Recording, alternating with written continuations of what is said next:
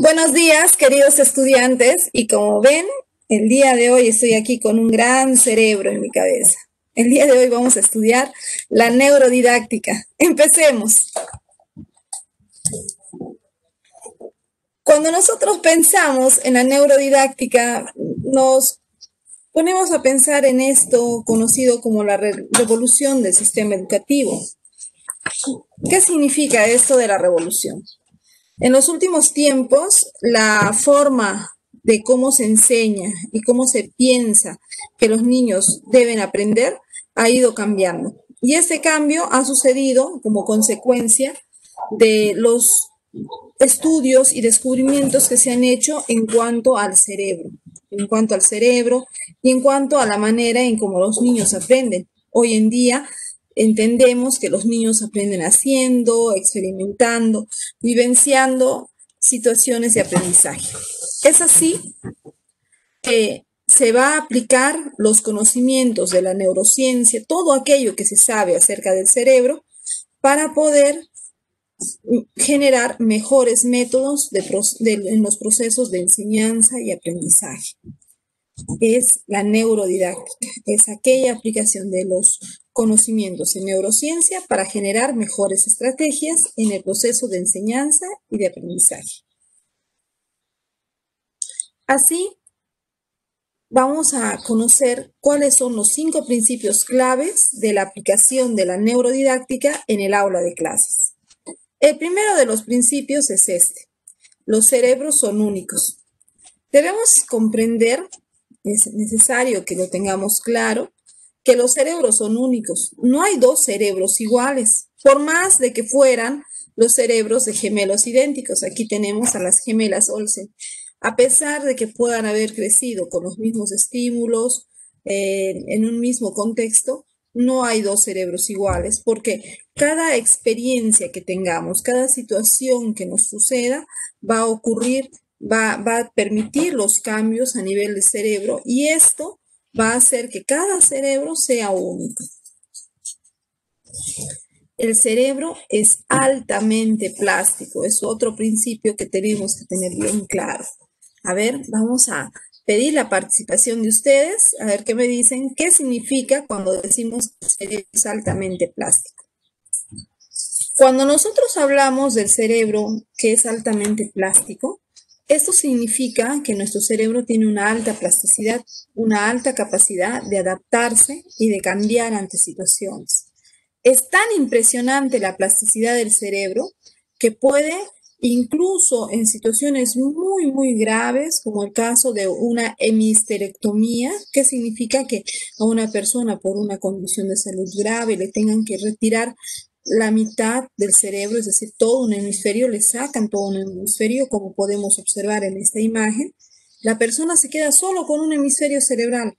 Y a pesar de quedarse con solo un hemisferio cerebral, esta persona es capaz de, luego de un tiempo de terapia, volver a hacer todas sus actividades como si tuviera un cerebro completo. ¿Por qué? Gracias a la plasticidad que tiene el cerebro. El cerebro puede, medio cerebro puede funcionar como cerebro completo, gracias a que se van a formar las conexiones y va a realizar todas las funciones que necesita hacer.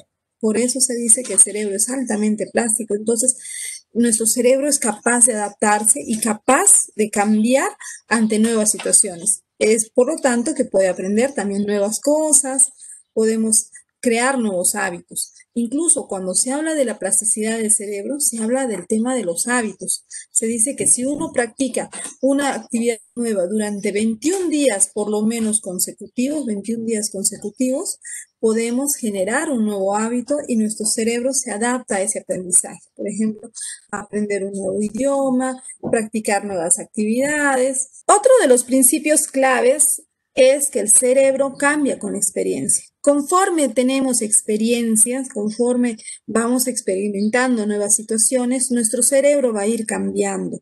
Nuestro cerebro no es un cerebro fijo, no es un cerebro estático. No es que ya tienes esos aprendizajes o tienes esa capacidad y ya eres así. No, tu cerebro va a ir cambiando conforme tengas nuevas experiencias, toques, viajes, conozcas personas, experimentes nuevas cosas, tu cerebro va a cambiar. En el contexto y la experiencia, el contexto y la experiencia tienen una gran influencia en el aprendizaje. Cuando nosotros a nuestros estudiantes les hacemos vivir un contexto, de repente estamos en el aula, sí, pero de repente podemos decirles, chicos, cierren los ojos, vamos a imaginar que estamos viajando a la selva peruana, a ver, estamos llegando a la selva, siento calor, siento bochorno. Cierran los ojos, no, nadie abre. Escuchen esos sonidos, son los sonidos de los monos maquizapa. ¿Cómo serán? Entonces empiezan a vivir una situación y están contextualizados y lo sienten mejor. O de repente les decimos, imagínate, estás en Europa, la Edad Media, en la Edad Media, no hay alimento, es todo sucio, hay ratas por todas partes, cuidado la rata. Entonces empiezan a imaginarse y empiezan a entender el contexto en los que ha sucedido, por ejemplo, esta pandemia, ¿no? De la peste negra o cómo puede ser un viaje a la selva. Sin salir del aula, nuestra mente nos puede hacer viajar y eso tiene una gran influencia en el aprendizaje. Si nosotros, mejor aún, podemos generar experiencias de aprendizaje a través de la experimentación, los famosos experimentos que podemos hacer en el aula, el aprendizaje es mucho más enriquecedor. El cerebro conecta la vieja información con la nueva información. No podemos aprender si no tenemos una referencia de algo que ya sabemos. Eso es lo que hoy en día se sabe. El cerebro necesita tener referencias, necesita que su aprendizaje esté sentado sobre una base de algo que ya conoce, de algo que ya existe. Por ejemplo, si yo te dijera,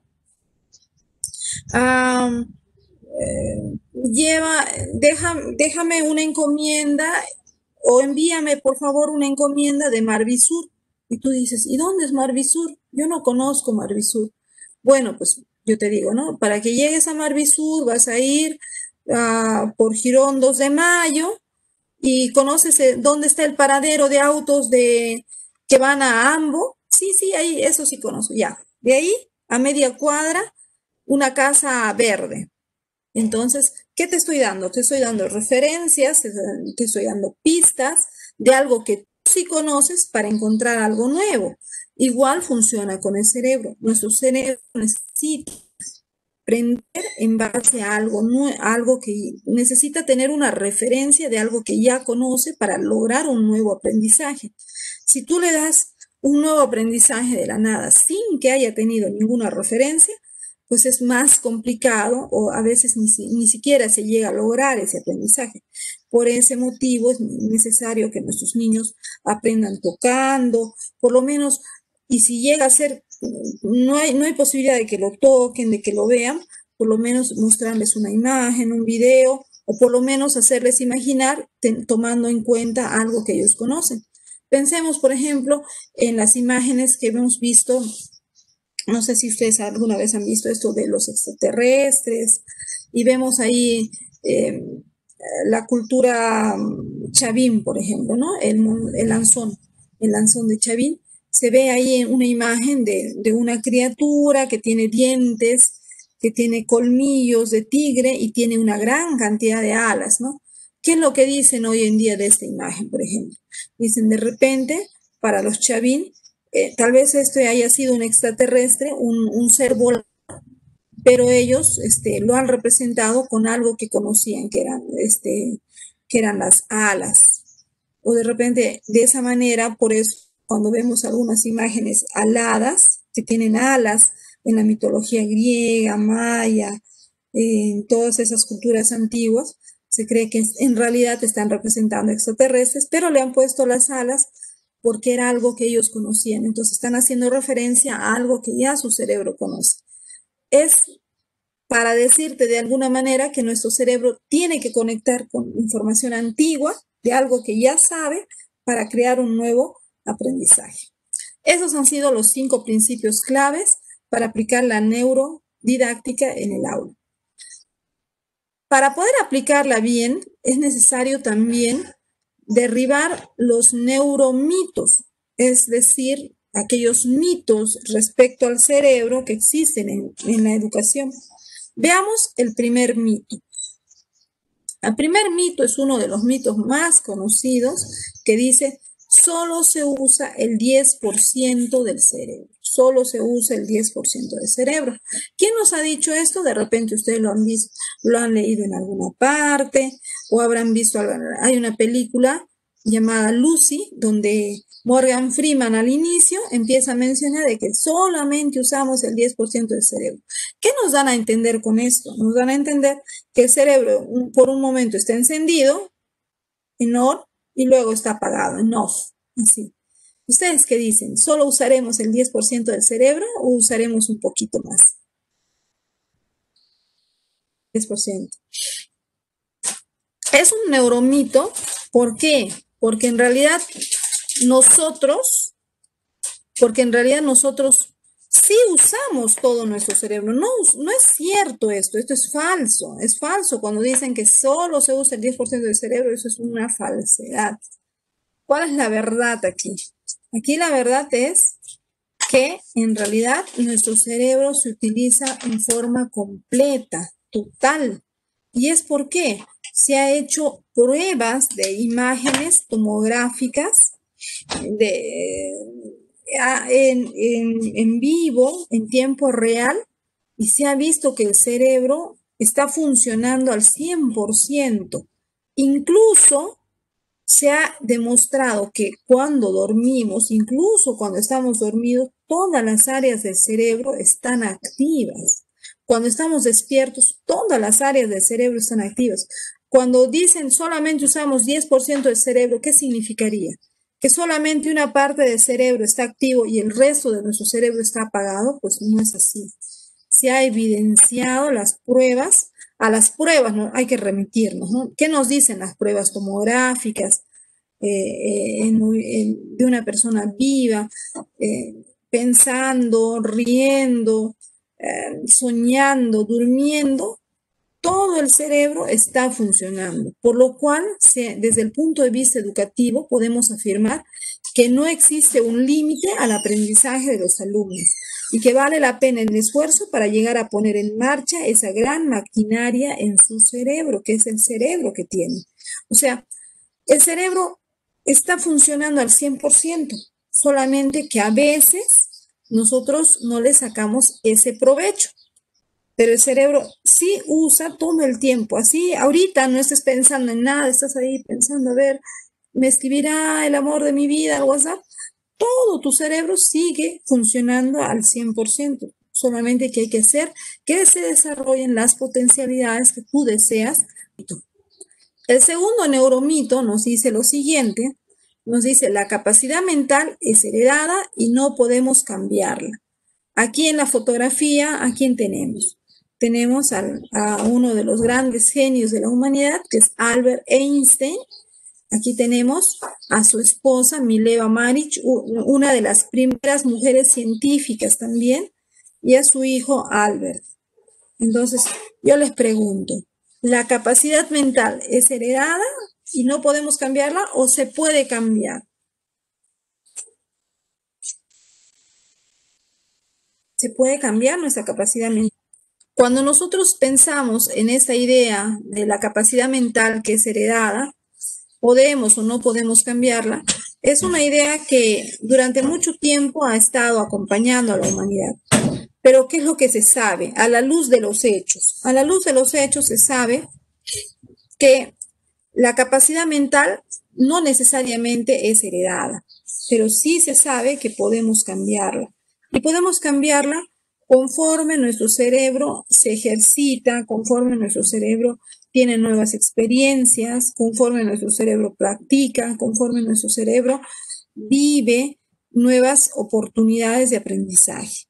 Todo eso puede generar cambios en nuestra capacidad mental. De repente, debemos entender y tener claro el hecho de que el cerebro no es inmutable. O sea, no es que tú ya hayas nacido con tu cerebro de genio y va a ser así, no. O hayas nacido con tu cerebro que no es nada genial y te vas a quedar así, no. Sino que Todos tenemos una capacidad del cerebro y esa capacidad va a ir cambiando en función de las oportunidades que le demos. Y por eso debemos tener en cuenta esto de la plasticidad cerebral.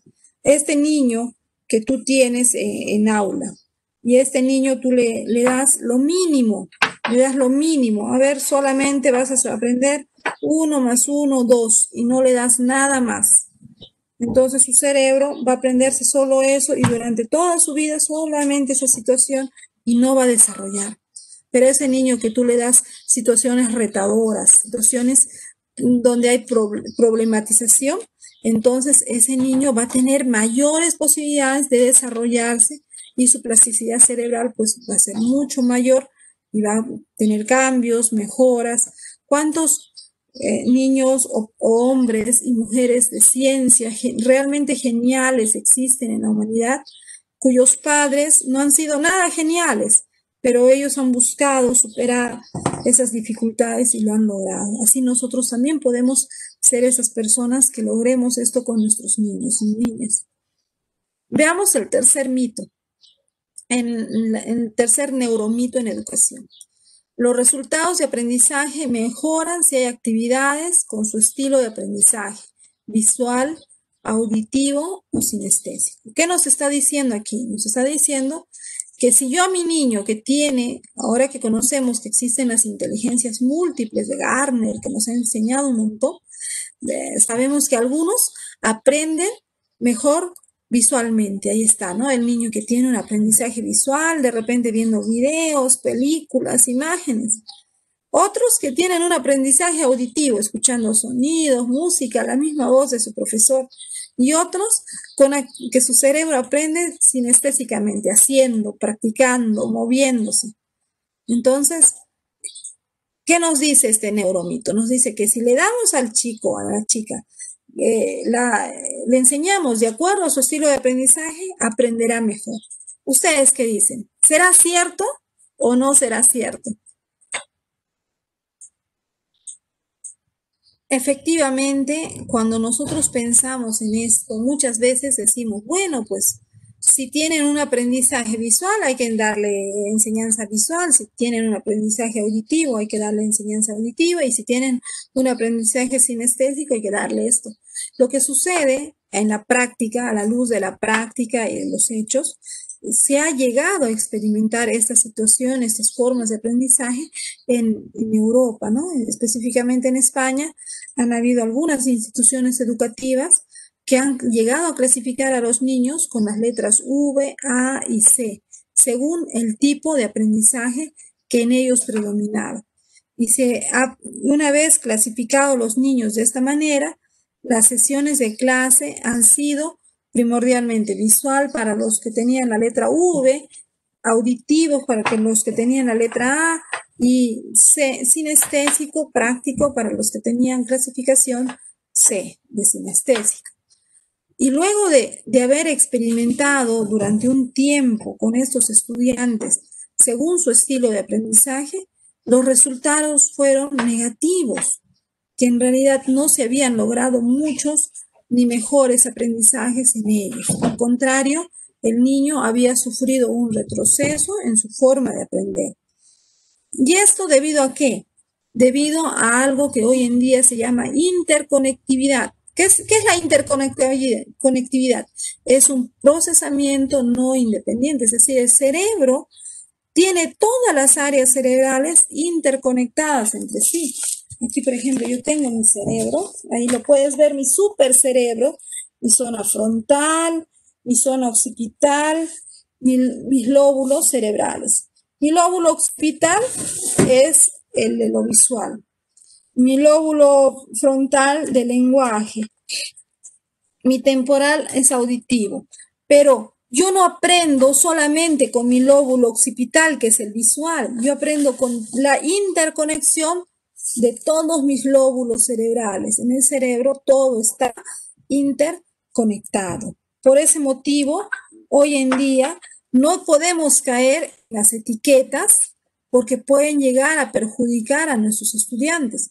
Si bien es cierto, van a haber tal vez en el aula una cantidad de niños que sea visual, otros más sinestésicos, otros más auditivos, nosotros como maestros y maestras debemos darle la posibilidad a todos y todas de que aprendan con la mayor cantidad de estímulos posibles, cosa que así se encienden nuevas áreas del cerebro, se encienden más, se interconectan mejor y el aprendizaje es mayor.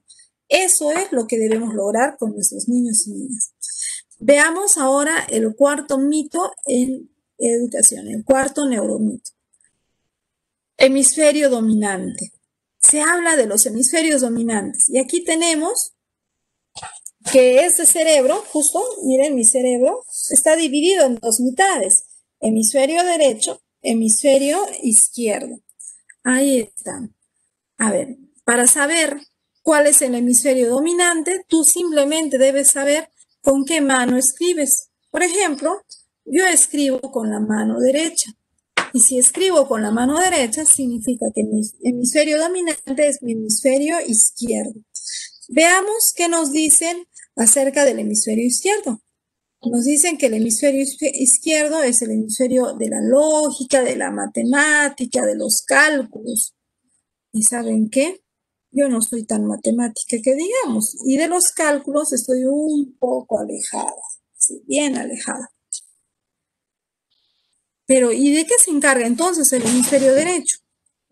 El hemisferio derecho de las artes, la música, la parte creativa. ¿Y saben qué? A mí me encanta el arte, la creatividad, escuchar música, dibujar, pintar, hacer maravillas con el arte. Pero yo escribo con la mano derecha, mi hemisferio izquierdo se supone que es el dominante. ¿Qué debo hacer? ¿Qué debemos hacer? ¿Será cierto que hay un hemisferio realmente dominante? ¿O será que los dos hemisferios trabajan en equipo? ¿Tú qué dices?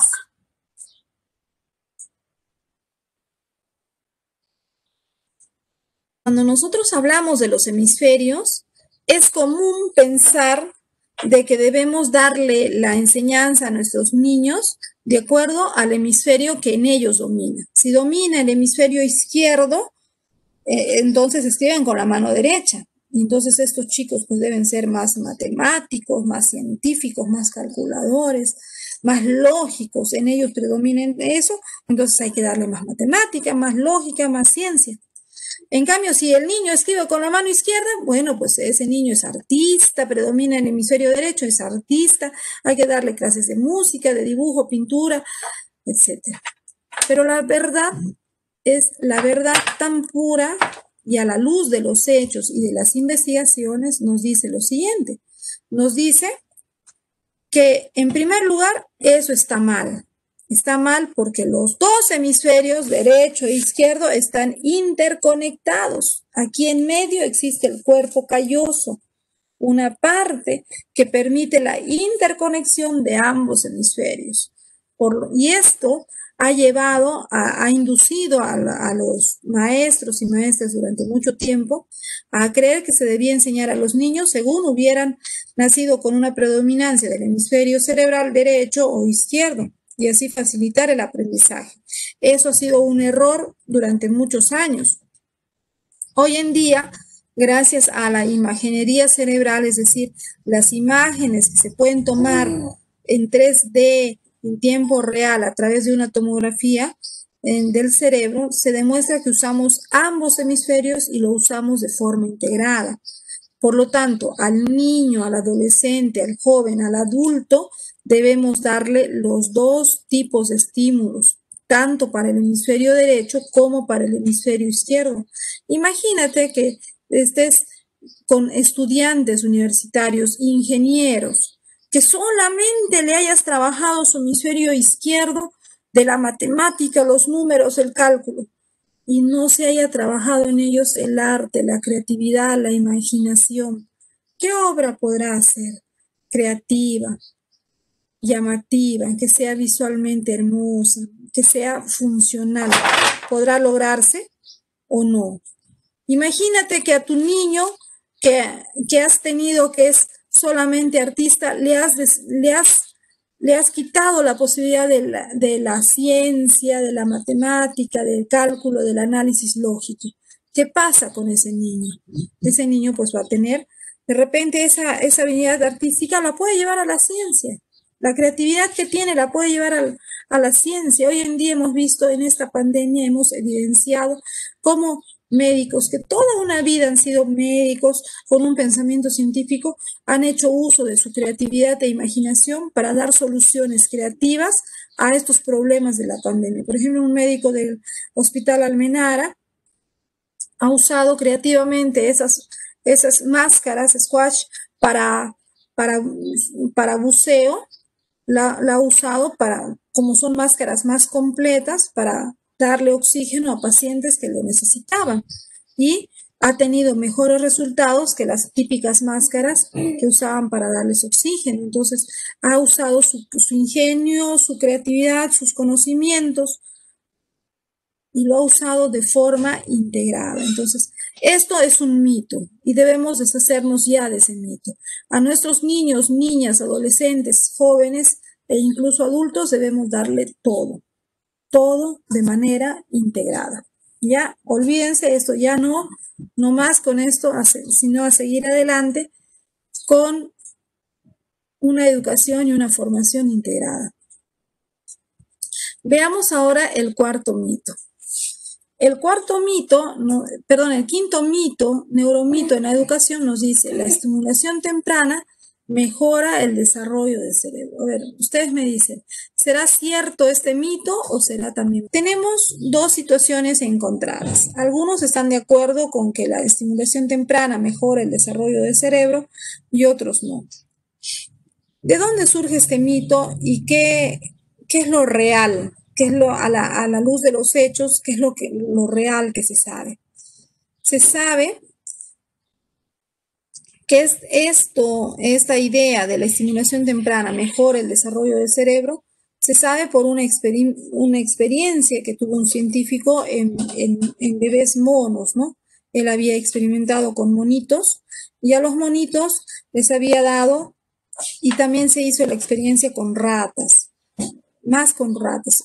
La primera experiencia fue en ratas y tenían dos grupos de ratas, ¿no? Ratas que las tenían en una cajita oscura, sin ninguna clase de estímulos, ratitas tiernas, y otras ratitas tiernas que las tenían en una cajita con diferentes estímulos, juegos, ruedita para que jueguen y todo. Entonces, ¿qué es lo que encontró el científico? Encontró que al final, cuando las ratitas crecieron, las ratitas que no habían recibido estímulos, esas ratitas no se habían desarrollado, eran un poco más tímidas, y a partir de esa experiencia, esto se tradujo en la experiencia en humanos. Se dijo, ¿no? Si un humano en su edad temprana, en su primera infancia, recibe la mayor cantidad de estímulos, pues su cerebro se va a desarrollar más para una edad adulta. Sin embargo, a la luz de los hechos, hoy en día se sabe que el cerebro continúa cambiando hasta la edad adulta. Todo el tiempo nuestro cerebro está cambiando. Incluso hay algo importante, ¿no? Al llegar a la adolescencia sucede la poda sináptica. En la poda sináptica, de repente al niño en su infancia temprana, en su primera infancia, le has dado estímulos de música, de arte, de construcción, de manual, de todo eso. Eso les ha dado en sus primeros añitos. Y luego han pasado los años, ha llegado a la adolescencia, y en la adolescencia hay cosas que ya no practica. De repente ya no practica la música, ya no hace baile, solamente se dedica a resolver ejercicios mecánicamente. Entonces, aquello que no practica, pues, gracias a la poda sináptica, esas funciones van a ser desechadas. Entonces, no es que aquel niño que haya recibido más estímulos de niño va a tener un mayor desarrollo cerebral al ser adulto. No significa eso, sino lo que se sabe es que el cerebro va a tener un mayor desarrollo en aquello que practica, en aquello que ejercita. Entonces, si yo espero que mi niño tenga un mayor desarrollo de repente en cuanto a su pensamiento de resolución de problemas, pues si constantemente desde su infancia, su adolescencia, sigue con esos ejercicios de resolución de problemas, le doy situaciones problemáticas y le digo, a ver, ¿cómo lo solucionas? ¿Qué harías? Piensa, analiza, infiere, pues va a tener un desarrollo cerebral en eso. Pero si yo a mi niño le digo, a ver, vas a resolver los ejercicios de la página 1 a la página 100. Todos los días resuelve, resuelve, resuelve. Se vuelve mecánico. Toda la parte imaginativa, creativa, resolutiva, va a perderlo durante la poda cinática y se va a volver más mecánico. Entonces debemos entender que esto también es otro mito, no es un mito falso, el cerebro está en constante cambio y siempre va a estar cambiando, aunque los cambios incluso se van a dar en la edad adulta, incluso siendo adultos suceden esto, aunque ya es menos radical, ¿no? En la infancia, en la adolescencia, son cambios más evidentes. Ahora que ya hemos desentrañado estos mitos y sabemos que son falsos, vamos a lo real, ¿no? A lo que nos interesa. ¿Qué es lo que la neuroeducación propone para brindar un mejor sistema de enseñanza con nuestros niños y niñas? Tiene 5 propuestas. La primera propuesta es en cuanto a la comunicación. Nos dice la comunicación debe ser bidireccional y multisectorial. Es decir, el maestro o el profesor o profesora es un facilitador, es un transmisor de criterio. Nosotros como profesores y profesoras le proporcionamos el material para que el niño o la niña pueda seguir aprendiendo. Le transmitimos el criterio, no las respuestas, no le damos la respuesta al estudiante, sino le damos el criterio. ¿Y por qué? ¿Para qué? ¿Y cómo lo harías? ¿Y qué pasaría si esto lo hicieras de esa otra manera? ¿Y esto a qué se parece? Entonces les estamos dando el criterio, les estamos dando el material sobre el cual pueden generar esos aprendizajes. Porque sabemos que el cerebro es capaz, tiene la capacidad y siempre nuestro cerebro busca solucionar los problemas. Entonces, en ese sentido, vamos a entender que la comunicación profesor-alumnos debe ser con una interacción donde hay profesor y alumnos que siempre, estudiantes que interaccionan, y la interacción también debe ser estudiantes con estudiantes. También la neuroeducación propone una nueva arquitectura para el aula. ¿Cómo es el aula en la actualidad? En la mayor parte de las instituciones educativas, las aulas están los estudiantes en filas. Vamos a tener filas y filas de carpetas. Y entonces, ¿qué es lo que hace el estudiante? Se está mirando el cuello. Pues dicen, niños, pongan atención. Y el niño, ¿qué es lo que mira? Mira el cuello, la cabeza de su compañero que está sentado delante. Y este a su vez. Entonces, ¿podemos seguir enseñando de esa manera? ¿Con un aula de esa manera? La disposición de las mesas pues debe cambiar. Y para ello hay una investigación muy importante en neuroeducación realizada por Giacomo Rizzolatti. Él hizo su investigación en cuanto a las neuronas espejo. Y al estudiar a las neuronas espejo, él nos dice, este estudio lo hizo en monos, él nos dice que uno aprende por imitación. Entonces, para aprender por imitación, tenemos que aprender el procesamiento del lenguaje. ¿Y cómo vamos a aprender eso si no nos miramos a la cara? Necesitamos mirarnos cara a cara. Y por ese motivo, la propuesta que nos hace la neuroeducación en cuanto a la arquitectura del aula nos dice, cuando tengamos que dar explicaciones a los estudiantes, debemos formar el aula en agora. Agora es en forma de U. Vamos a ubicar a los estudiantes en forma de U y podemos conversar, dialogar y dar explicaciones de tal manera que todos nos miramos y todos participamos y todos nos escuchamos mejor. ¿Qué? Es mejor esto que simplemente poner las carpetas en fila.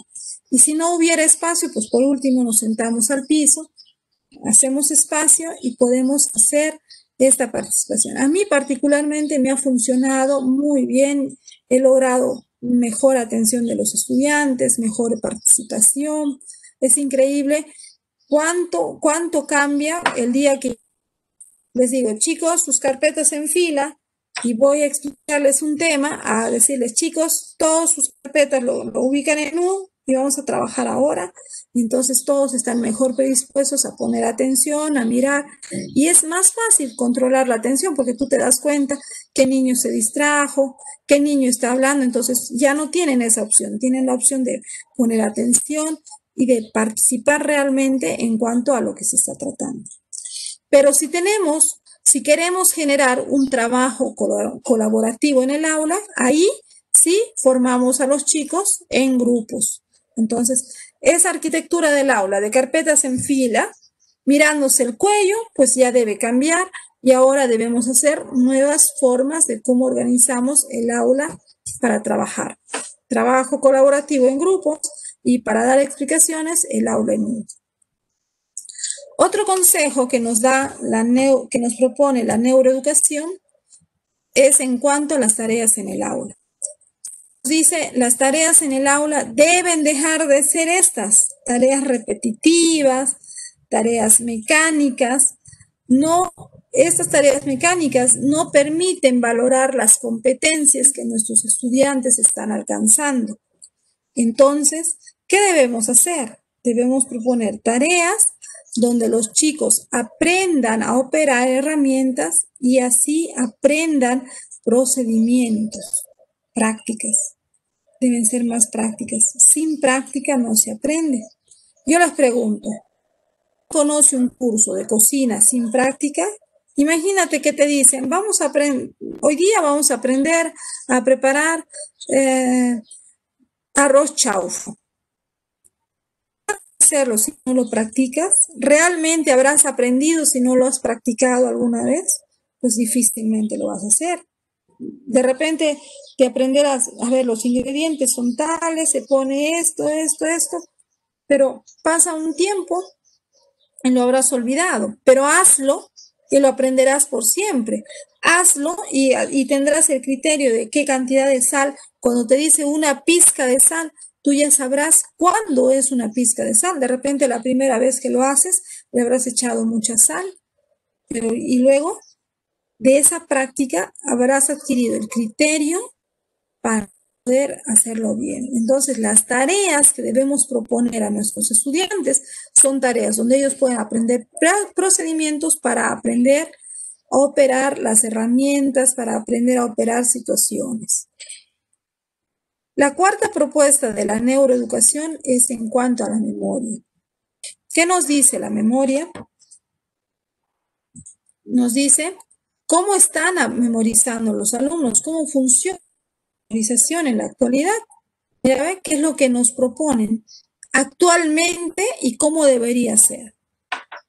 Actualmente la información está descontextualizada, no lo en un contexto. Las memorias no son significativas. Cuando a un niño le dices,